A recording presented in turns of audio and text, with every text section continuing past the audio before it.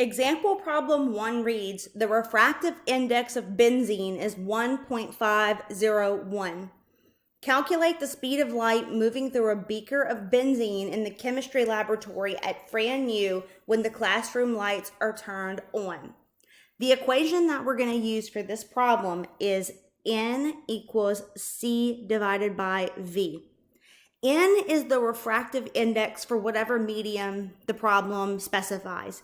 So for this problem, N for benzene is 1.501 with no units for refractive index.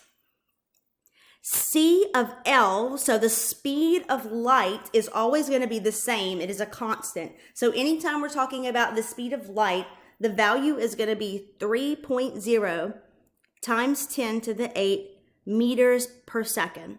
So we have a value for N, we have a value for C. We're going to be looking for V here.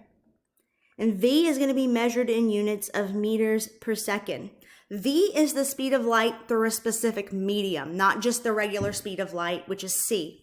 And so in this problem, the medium is benzene in a chemistry laboratory. So plugging in what we know here into the formula, 1.501 equals 3.0 times 10 to the 8 meters per second divided by x. The easy way to rearrange this is just to switch places with what's on the other side of the equal side from the denominator. So it turns into x equals 3.0 times 10 to the 8 meters per second divided by 1.501. And if you put that into your calculator, you'll see that the answer is 1.998 times 10 to the 8 meters per second.